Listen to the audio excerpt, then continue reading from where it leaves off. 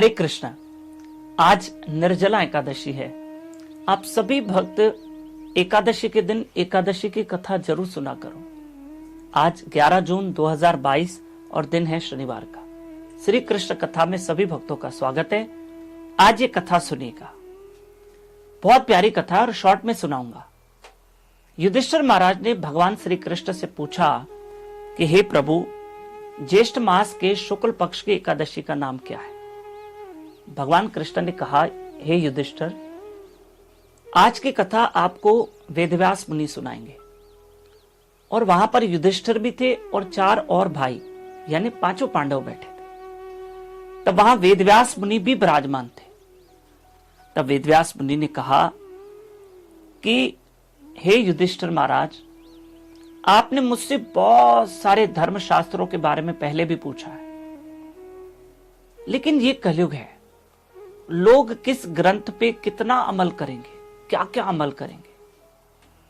आज युधिष्ठिर मैं आपको खास बात बता रहा हूं, जो कलयुग में सबको उस पर अमल करना चाहिए। क्या अमल करना चाहिए? और वेदव्यास मुनि बता रहे हैं कि जो पूरे महीने में 2 एकादशियां आती है, सबको व्रत करना चाहिए और भूखा रहना चाहिए, फलहार लेना चाहिए, अन्न ग्रहण नहीं करना चाहिए। ये बात सुन के भीम डर गया, क्योंकि भीम भूखा नहीं रहता था, रह नहीं सकता था। जो भीम है ना, उसके पेट में वृक नाम की अग्नि थी, जो बार बार भोजन मांगती थी। जैसे हमारे पेट में भी अग्नि है, पर भाई उसके पेट में तो बड़ी खतरनाक थी। तो भीम डर गया और हाथ जोड़ के वेदव्यास मुनि से कह रहा है, महाराज, मैं कैसे एकादशी करूं? मेरे 4 भाई, माता कुंती, द्रौपदी सब एकादशी करते, मैं नहीं करता।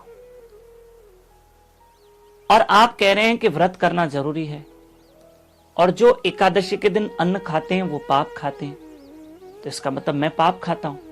ऐसा युधिष्ठिर महाराज भीम ने कहा, मतलब मैं पाप करता हूं, मैं क्या करूं? तो वेदव्यास मुनि ने कहा, हे भीम, तुम भी हर एकादशी का व्रत करो। पर महाराज, मेरे पेट में वृक नाम की अग्नि है, मैं नहीं कर सकता, मुझे बार बार भोजन चाहिए। ऐसा कोई उपाय ढूंढो कि मैं एक व्रत करूं जिसमें सारे एकादशियों का फल मिल जाए। तो वेदव्यास मुनि ने कहा, एक रास्ता है।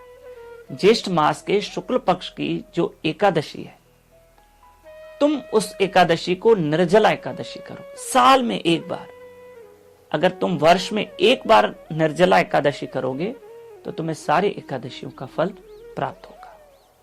और भीम ने ऐसा ही किया।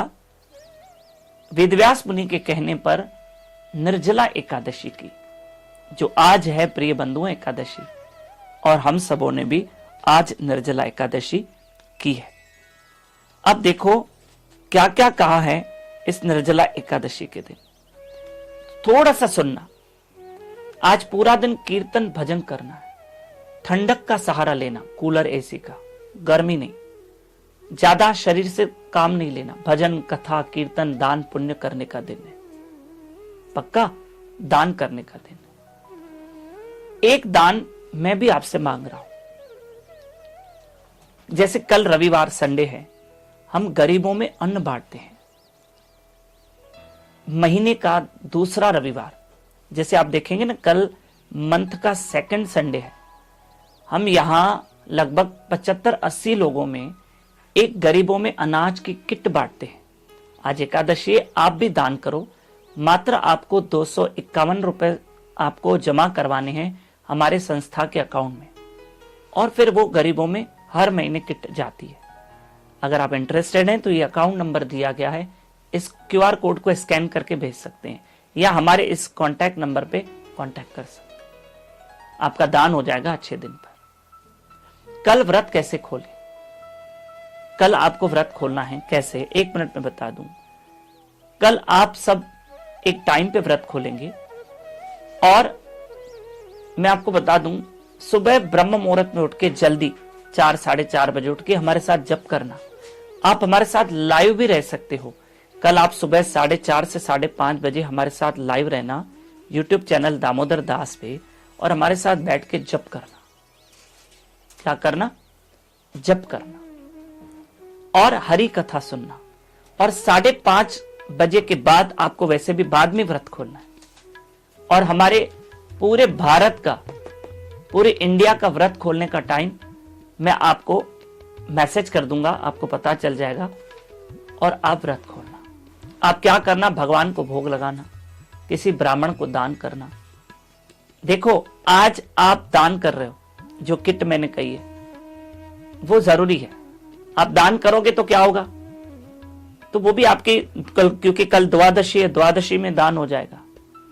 और आप किसी को जल दान करना, फिर व्रत खोलना। ठीक है, धन्यवाद।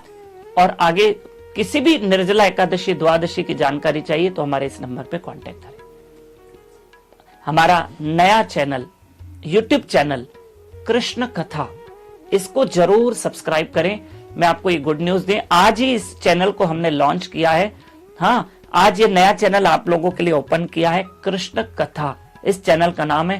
प्लीज इस चैनल को आप जरूर सब्सक्राइब कीजिए, अवश्य सब्सक्राइब कीजिए। हाँ, जरूर करना। और इसमें हम रोज यानी समय समय पर कृष्ण कथाएं वीडियो अपलोड करते जाएंगे, जो आप सुनते जाएंगे। और आप लोगों को कभी कभी व्हाट्सएप पे कथा मिले ना मिले, पर उस कृष्ण कथा चैनल पे आपको छोटी छोटी कथाएं प्राप्त होती रहेगी। हरे कृष्ण।